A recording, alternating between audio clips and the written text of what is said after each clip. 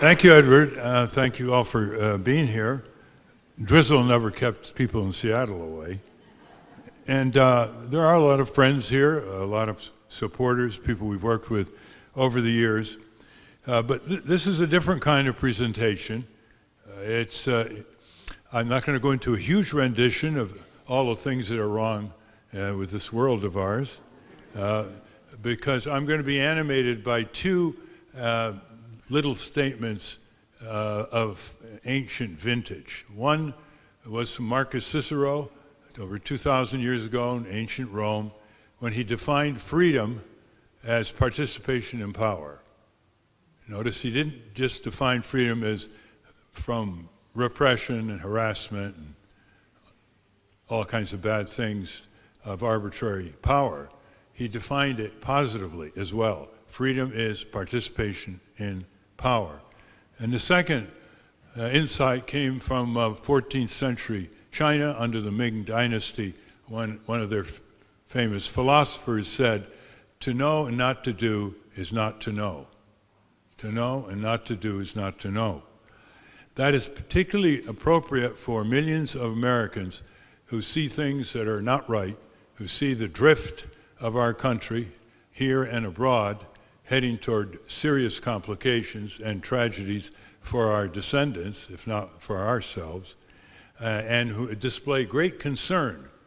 But that concern is often not translated into action. And in this context, civic engagement. That's the difference between someone who is just concerned, but someone who believes that to know and not to do is not to know. Now, I'm going to just start with three little stories, because before we get civic engagement, we have to have a civic personality. You can't just say something is terribly wrong and you go into temper tantrums because you're so worried about it.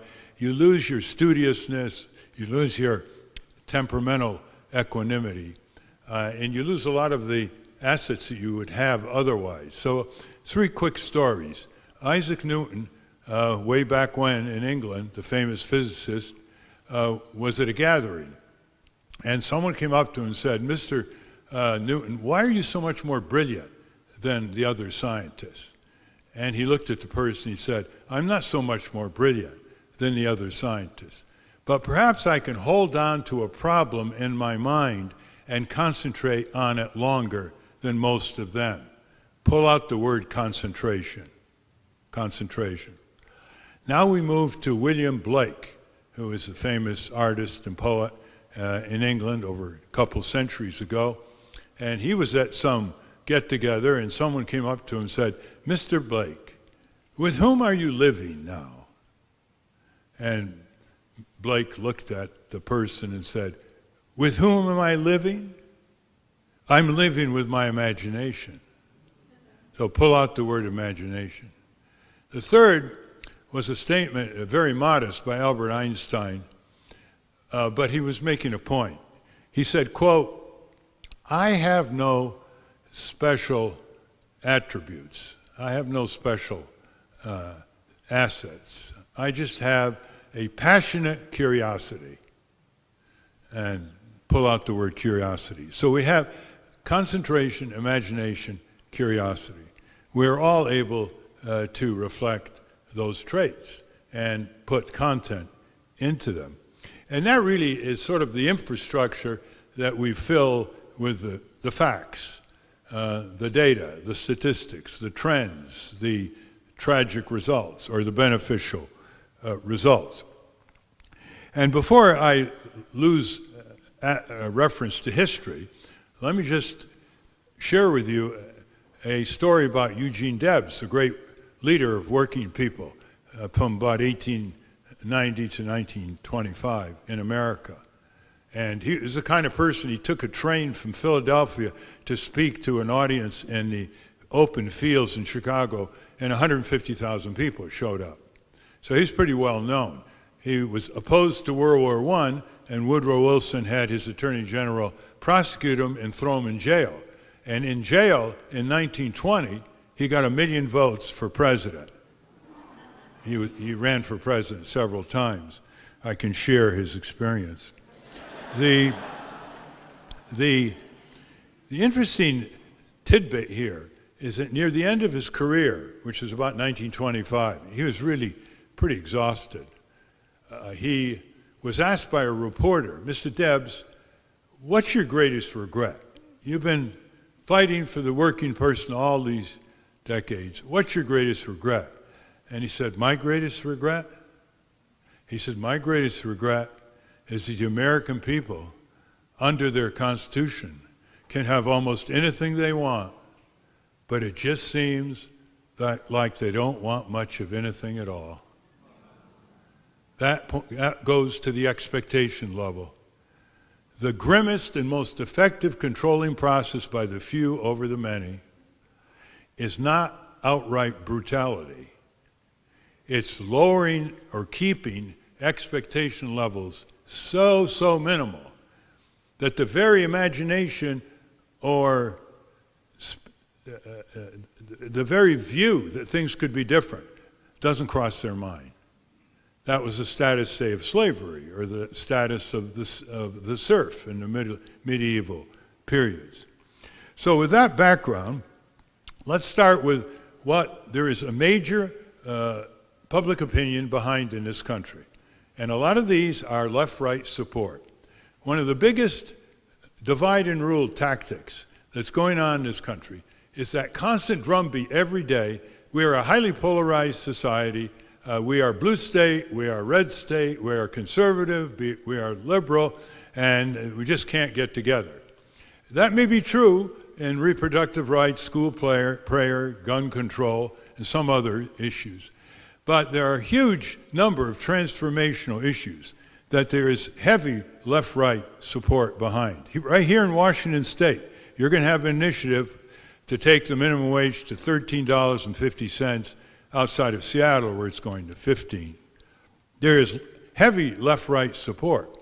In fact, there's almost no overt opposition to this on the television, I'm told, and it's going to win with a super majority.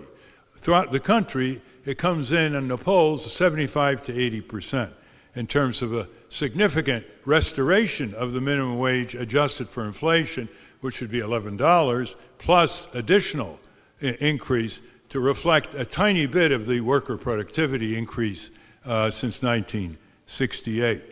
But there's more.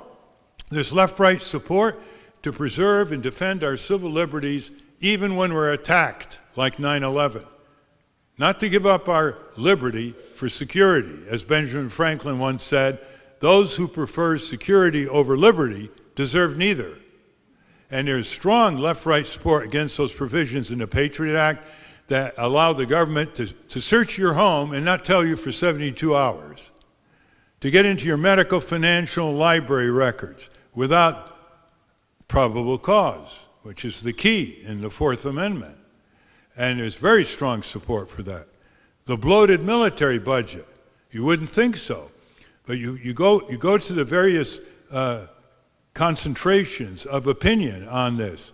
And while conservatives may like a bigger budget than some progressives, none of them like the bloated, inflated, corrupt, redundant military budget that isn't even auditable. It's the only department in the United States government that cannot produce data to the Government Accountability Office of the U.S. Congress to get audited. And it's violating federal law since 1992. You'll get a good left-right. That was illustrated by Congressman Ron Paul and Congressman Barney Frank, right-left in Congress. They developed a caucus to reduce the bloat in the military budget. There are others as well. Cracking down on corporate crime. There's all kinds of corporate crime against consumers, against homeowners. Remember the robo signatures and the whole mess with the derivatives and phony mortgages and overextension of credit, etc., and foreclosures. There's corporate crime against workers, occupational disease hazards, not paying overtime, so forth. There's corporate crime against the environment. We know that in many ways. These are all reported. The interesting thing here is that there's so little done about corporate crime that even major media that rely on corporate advertising think nothing of reporting it because they know that nothing's done about it anyway. So why would the advertisers be that upset? And you see it with the Wells Fargo situation. And you see it with insurance scams. You see it now with scamming, where their computerized systems allow sellers to sell you things you never knew about, you never wanted, but they appeared on the bill. And if you started messing around and complaining, they say, well, watch out for your credit score, your credit rating. There's corporate crime against the government. $60 billion is the estimate looted from Medicare by the vendors around the country. $60 billion, and they recover about $5 billion a year because the same lobbyists make sure that the enforcement budgets against corporate crime are minuscule. There aren't enough federal cops on the corporate crime beat. And then there's the criminogenic crimes. These are technically not crimes because the corporations excluded this kind of behavior when Congress was contemplating statutory law. So they are not technically crimes, but they fit the common law of a crime. Premeditated behavior resulting in the loss of innocent life or the loss of property, and somehow it never was protected by a criminal statute. But what do you call, for example, what's going on now in military policy and foreign policy, where you have private contractors shooting up people, doing things that only the military was supposed to do, encroaching on public functions such as military activity, and increasingly doing more and more of what corporations were never permitted to do, and doing it under a kind of protective immunity because they're under sort of Department of Defense contracts. And you've read stories about what's happened in Iraq, Afghanistan, and the like. I graduated from Harvard Law School, and I just wrote a column recently, and I said Harvard Law School should split its curriculum into two. One is Harvard Law School, and they study statutes, judicial decisions, they tweak them here and there, and have good discussions with their professors. And the other curriculum is Harvard Lawless School. The massive lawlessness in the plutocracy and the oligarchy is institutionalized. The presidency now, regardless of who's there, is above the law in very, very major respects. Right now, it is presidential doctrine that a president can kill anybody in the world who the president thinks is a suspect, never mind imminent danger, just as a suspect, doesn't like us, would like us to get out of their backyard, and become, as president, in secret, vaporizing them with drones, push-button Nevada and Virginia, become the executioner, become the prosecutor, judge, jury, and executioner, all in secret. And they can vaporize 7 or 8 young men in Yemen standing there. They don't even know their names. But the algorithmic models say, these fit the age group and their gestures and so on, push the button, and they're gone. This is organized murder. Now, all wars are murder, but they're supposed to be legal under international law. If you're attacked, you can fight back, and a lot of people die. But this is now completely out of control, and it's bipartisan. And it's partly out of control because Congress has surrendered its constitutional duty to declare war, and if it doesn't, the presidency cannot go to war, cannot engage in military attacks, unless there's imminent threat. And imminent threat is not defined very rigorously these days. It almost is defined by oratory that's hostile to the United States. So there is a lot of left-right support. Criminal justice reform. 15 legislatures have passed juvenile justice reform because liberals, conservative lawmakers got together. Solar energy, big left-right support. If they had to choose with solar energy or fossil fuel, nuclear, hands down, it's solar. It doesn't matter whether it's liberal or conservative.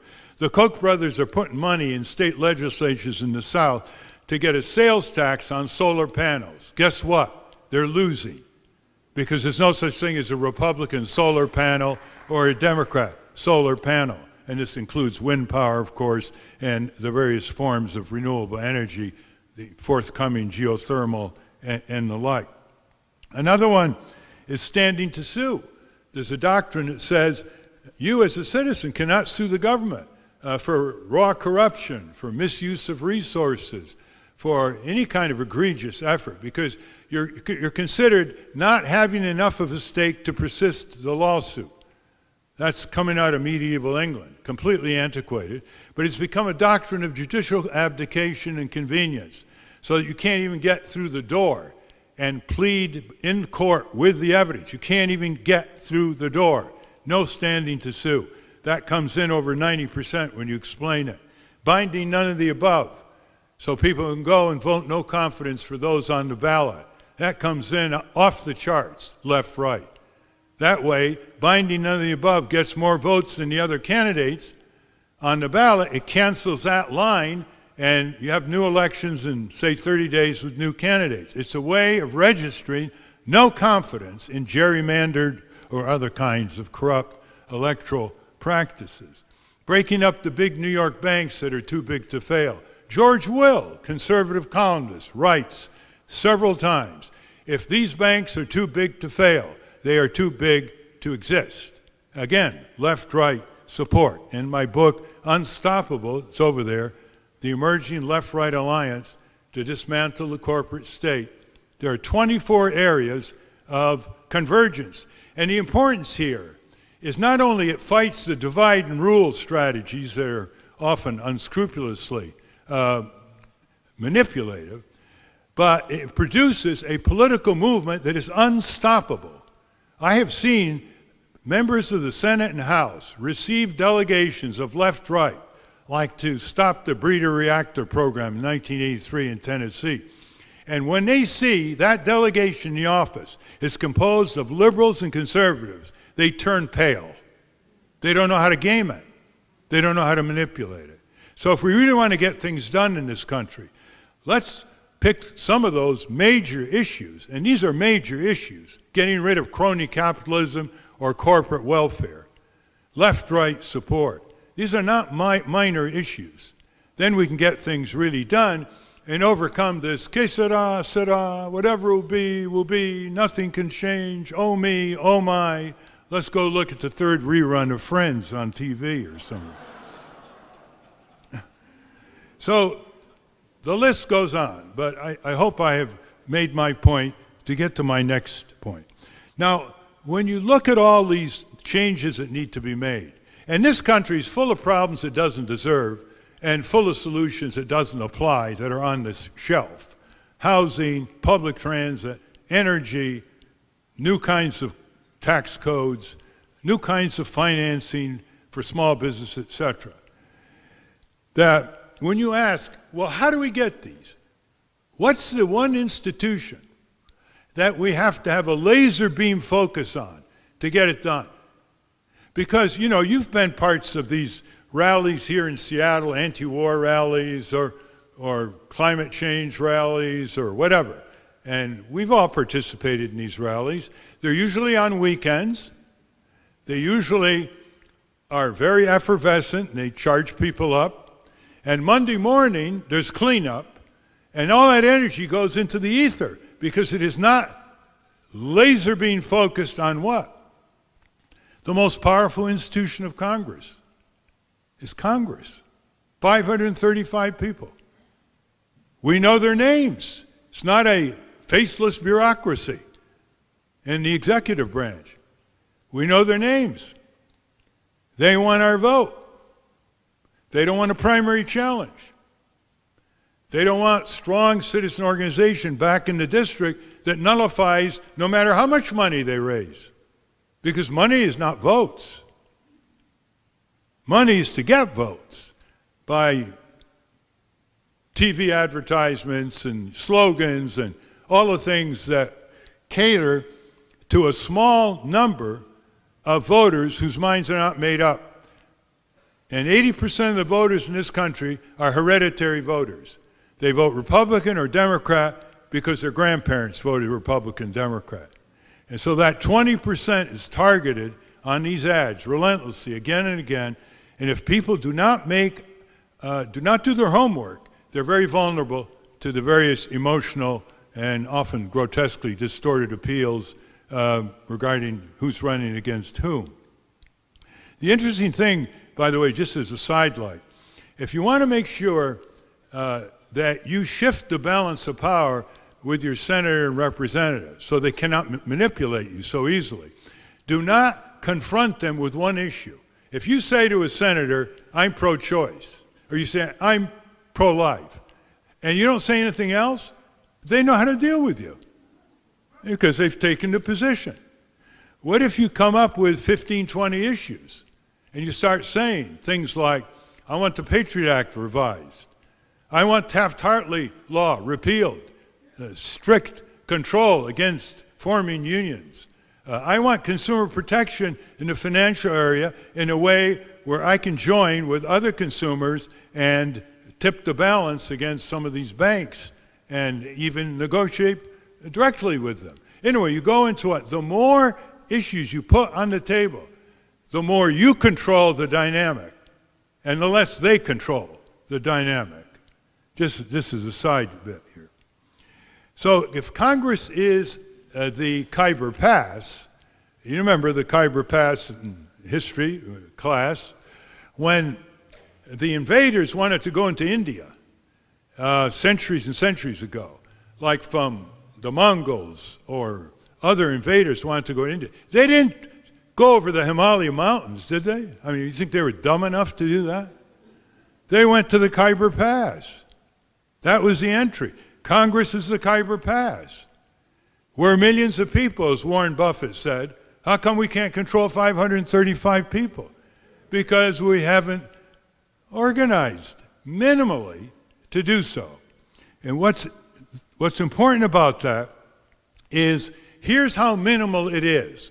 Now, we all have hobbies, most of us, and there are all kinds of hobbies. Stamp collecting, some people collect cars, that's fairly expensive. Coin collecting, they collect feathers, they collect dolls from Sicily, they collect all kinds of things. Or, you know, bird watchers. I'm in total awe of bird watchers, by the way. The diligence. Up at 5 in the marshes, binoculars, camera, points, tablets, connect with everybody else. I'm up to 24. I got 38. Got to get up earlier. The energy's awesome. I'm told there are 5 million serious bird watchers in the United States. I don't count 100 serious Congress watchers. I count political clubs, you know, they're trying to get elected. But citizen watchers to try to get the general interest going, full-time, paid. There isn't 100 of them. That's shocking.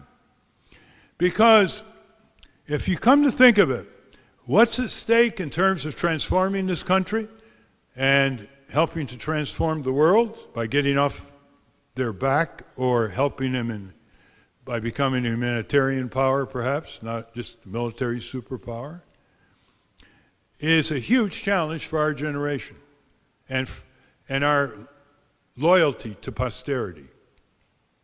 It's going to be hard to look at our grandchildren in the eye. When they're sitting on our lap and they're 9 years old, they're becoming aware of what's happening to the world. And the climate change is hit. And the dispersal of dangerous weaponry is hitting. And the global economy is on the precipice. And the speculative binges of other people's money, like mutual funds and pension funds. That's the Wall Street practice. And this 9-year-old, you know, has some sort of sense that things are going really bad, fast. And looks at you and says, Grandma, Grandpa, What's going on? What were you all doing when this started? What is Grandma and Grandpa going to say? Well, little child, we were otherwise busy. Otherwise busy? What were you otherwise busy with when it comes to your civic duties? That child is going to be saying when it grows up. So let's look at it very practically. Never has there been more than 1% of the people engaged throughout American history, spread out among congressional districts. Never has been 1%, often much less than 1%, wanting a change opposed by powerful interests, but wanting a change that reflects what Abraham Lincoln called the public sentiment, namely public opinion. And the powerful interests lost.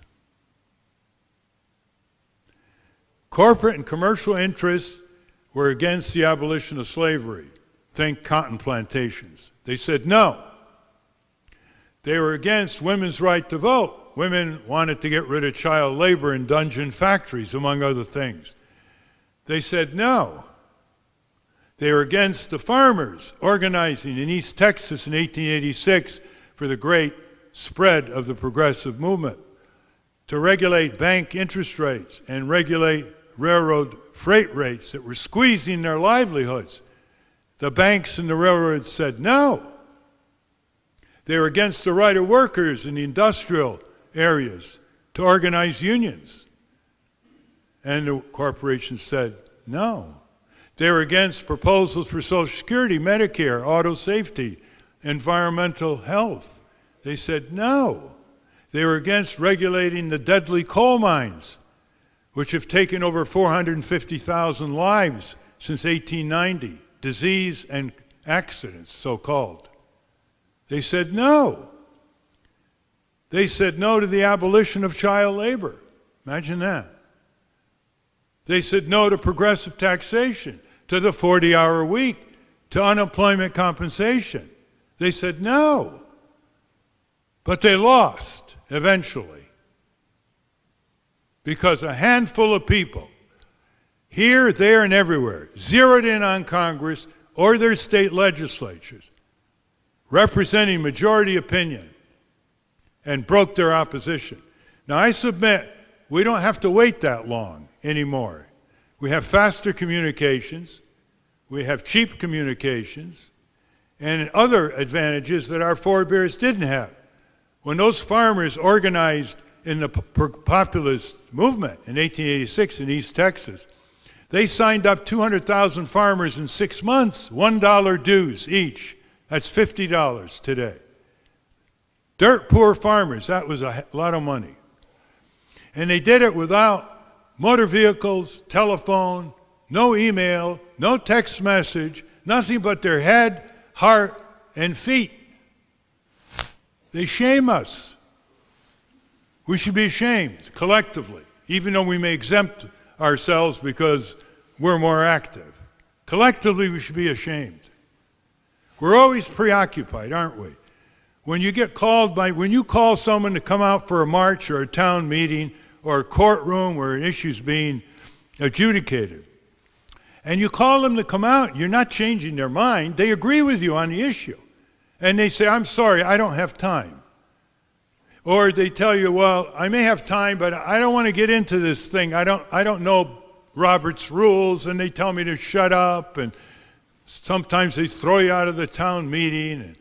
And also, I don't like bad language being used against me. I don't like to be slandered. And by the way, if I had the time and I knew the techniques and the tools of getting democracy underway, and I was not blistered by moonbeams, it wouldn't change anything anyway. That's the ultimate cop-out. The big boys are going to do it anyway. Boeing is going to exempt itself from Washington state taxation anyway. Paul Allen's going to make you pay for a stadium anyway. So why try? Why lose time? You got better things to do. Well, let's put down the figures. There are 2.5 million adults. There are 225 million adults in this country. Now you take not 10% of them, not 1% of them, just take 2,500 of them in each congressional district.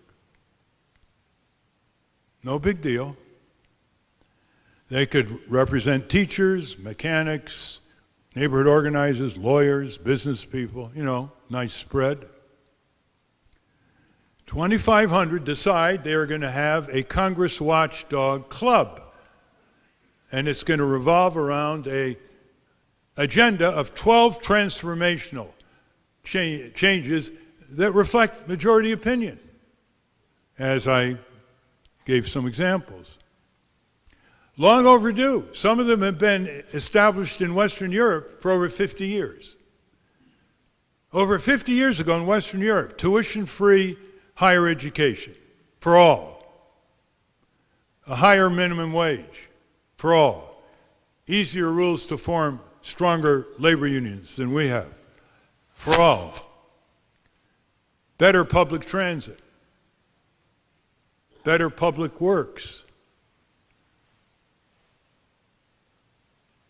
4 to 7 weeks paid vacation. Paid maternity leave. Paid child care. Paid family sick leave. Full insurance.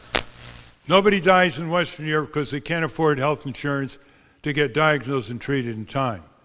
35,000 Americans die every year because they can't afford health insurance, or they're pushed out of it with all these little trap doors to get treated in time.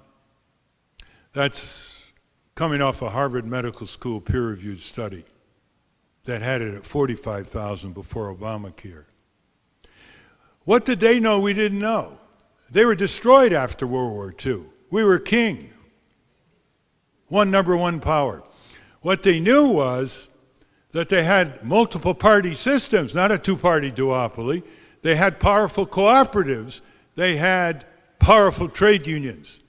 They resurrected them after World War II. And they had higher expectation levels.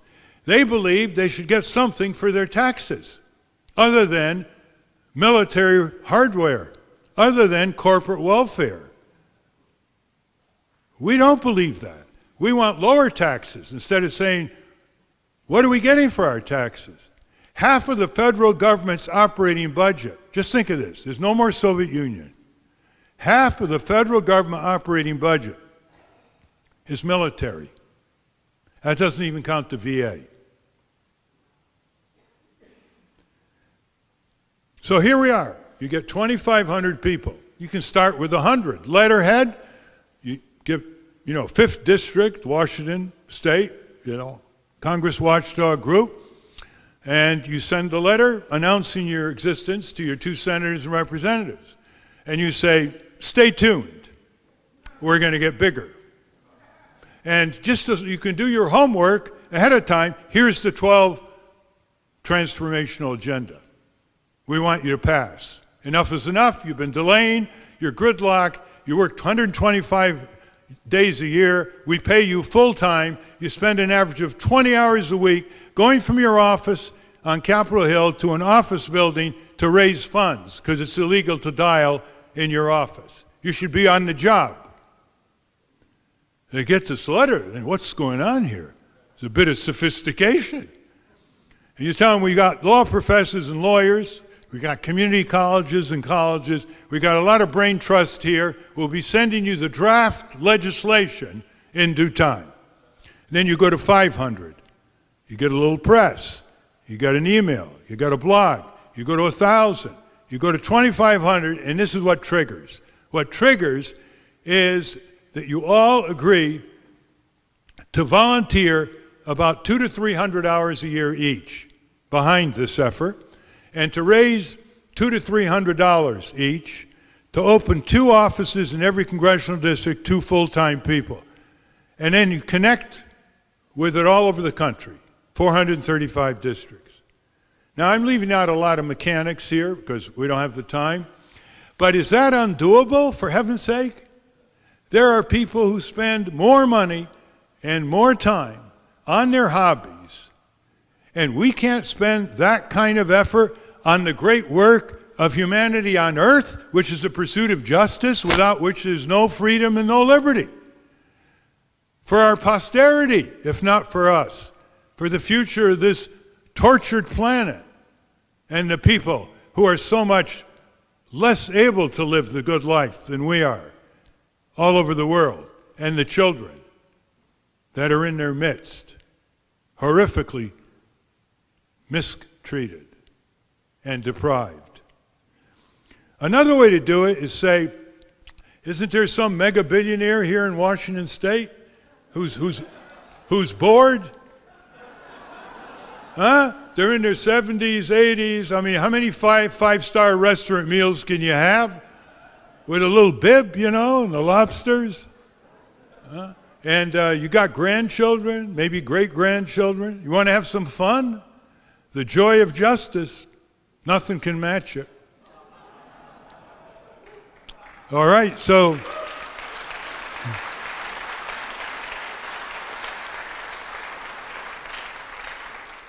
or if you want to take a piece of it, how about this? The defense budget, as I mentioned, is unauditable. For $2 million, I can guarantee in 36 months, that budget would be auditable. Anybody want to raise $2 million, hire a certain number of people with a strategy, people who know public relations, people who go up on Capitol Hill. There's nobody opposed to it openly. The Secretary of Defenses are not opposed to it. Nobody in Congress is opposed to it. How do you oppose auditing a budget that size, right? So you start out with a big advantage, don't you? The people who don't want it are Lockheed, Boeing, Raytheon, because they like it the way it is now. I mean, after all, $9 billion was lost in the first year in Iraq by the Pentagon. They couldn't account for it. And the Air Force keeps buying supplies that they have in warehouses around the world that they haven't audited. But even these defense companies are not willing to come out openly and say Defense Department budget should not be audited. It's violating federal law, among other things. Well, that's just one example. One example. That's why this book is called It's Easier Than We Think. That's the title, Breaking Through Power. It's easier than we think. History shows it. Contemporary people show it.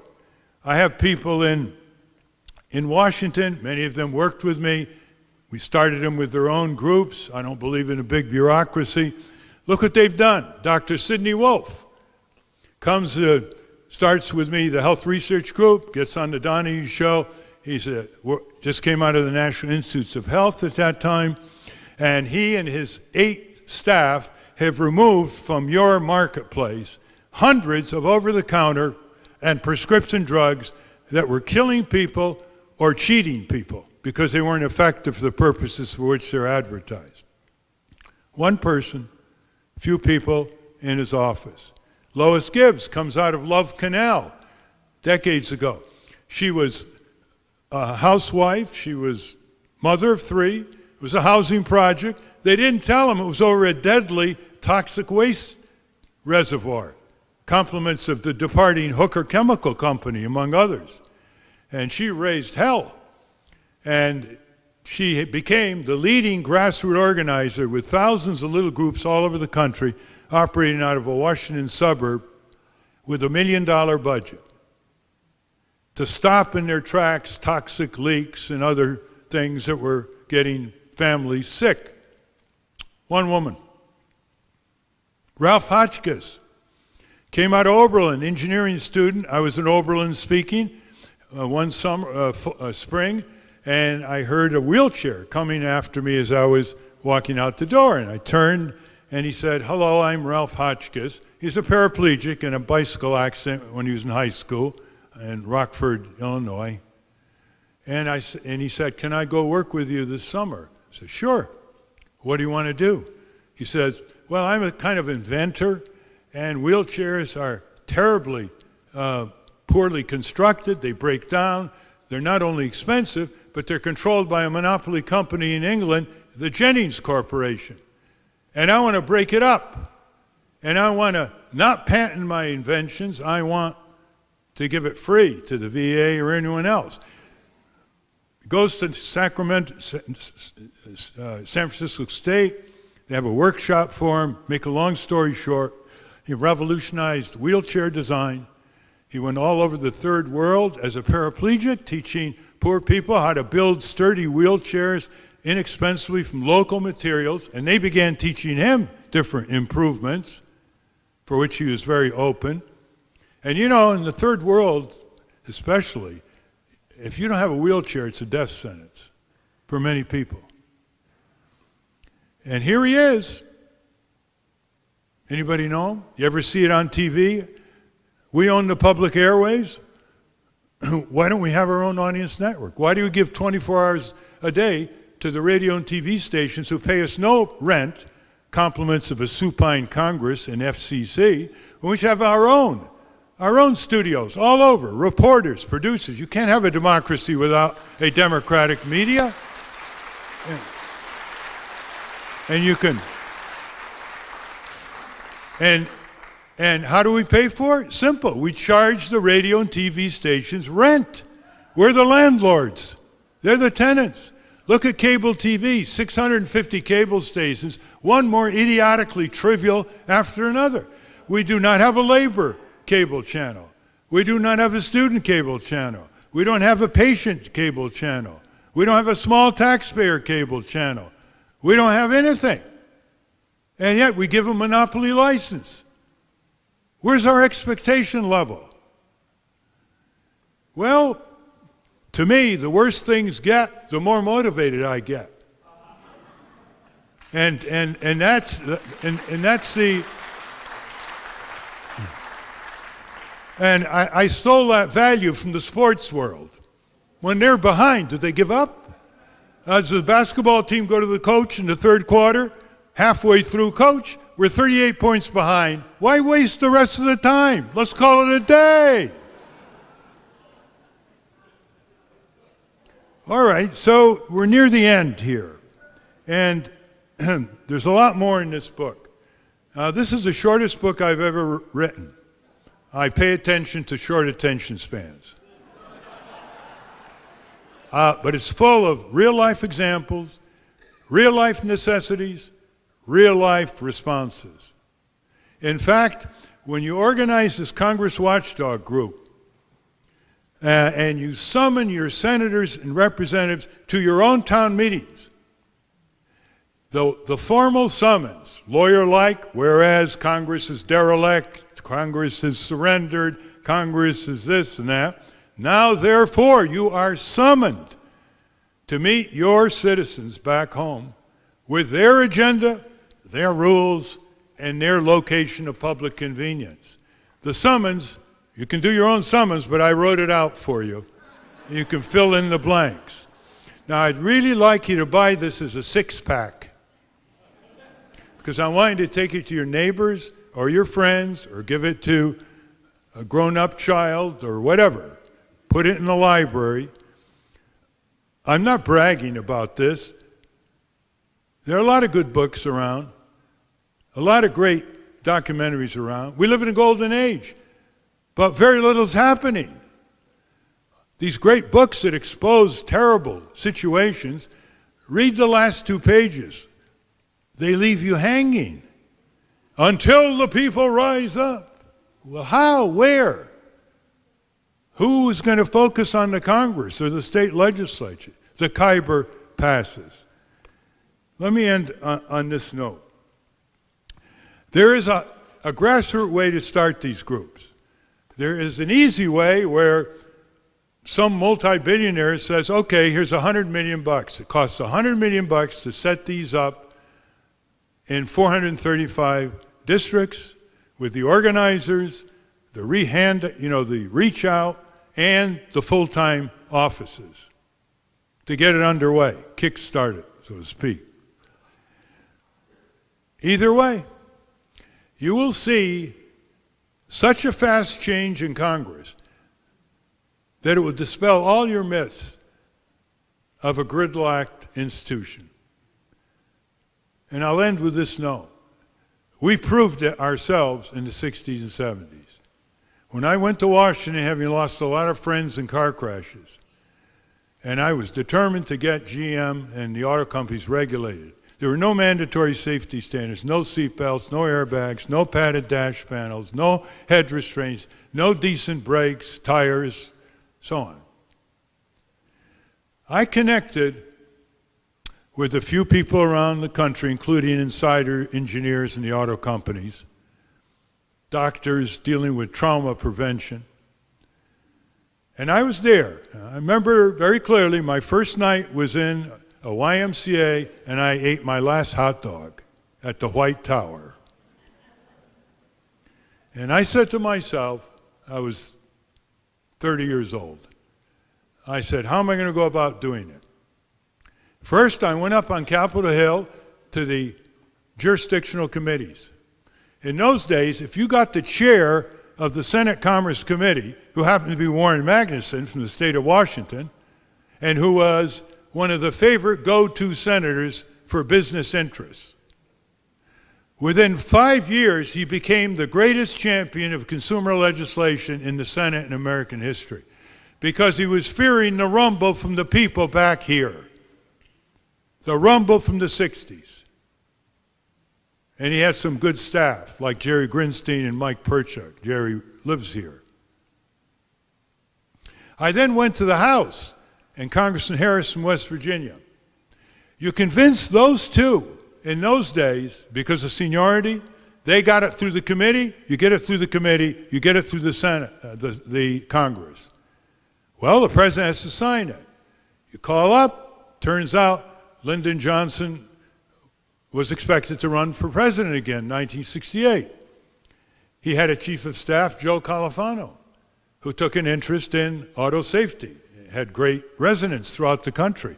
I mean, who wants to get killed in an otherwise preventable crash? And he said he'd go with it. Then I had to get 5 or 6 reporters, and I knocked on a lot of doors. And I got a reporter for the New York Times, the Washington Post, Morton Mintz, the reporter for UPI, Pat Sloyan, future Pulitzer Prize winner, Baltimore Sun, AP, and believe it or not, the Wall Street Journal. And then it was off. It was done. Now, we're all capable of that. We can do it in your state capital. You can do it in City Hall. Some of you have done it in City Hall. People like Nick Hanauer and others taking the lead on the minimum wage. And when it's done, you say, I didn't think it was that easy. Well, it isn't easy if you just have one person when you need 10, or you have 10 when you need 100. But you almost never need more than that. Less than 1% of the people with public opinion behind them and knowledge and strategy and laser beam focus on the institutions and almost no special interest can stand in the way. Last point. The presidential campaign is nothing more than a mirror of us. We allowed the deterioration every 4 years. We allowed a corporate debate commission to be set up, funded by Anheuser-Busch or Ford Motor Company, controlled by the two parties, and keeping third parties off the stage, the only way they can reach tens of millions of people, even though public opinion polls want more people on that stage, if only to reduce their drowsiness. We're the ones who let the two parties run away from us into the hands of Wall Street and the fat cats.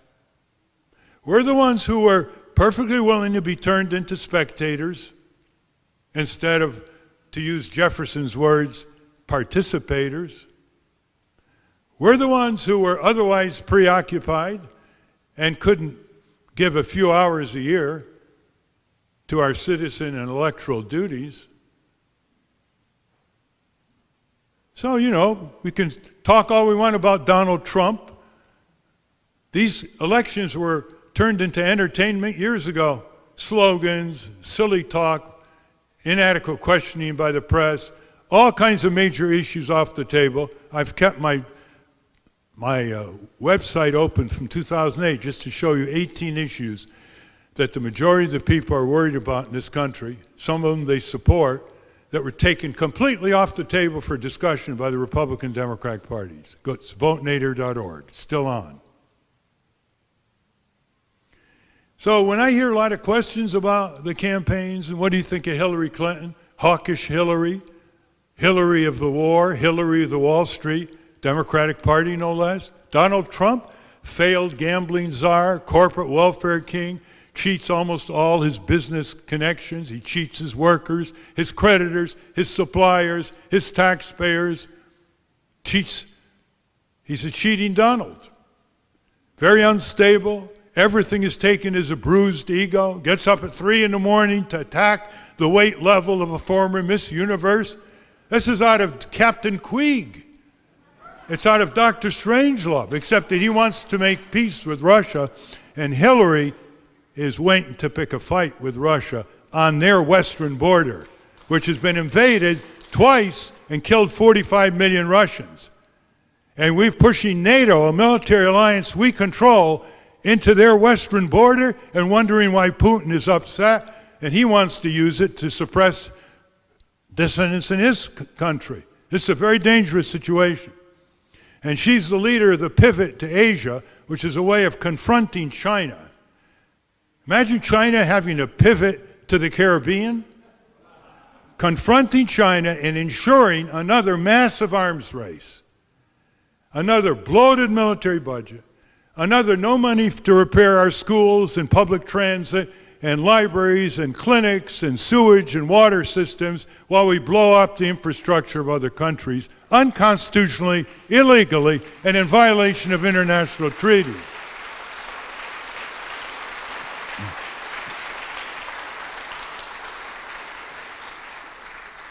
Send a pledge around to your relatives, workers, neighbors to pledge 300 hours or so to form this Congress watchdog.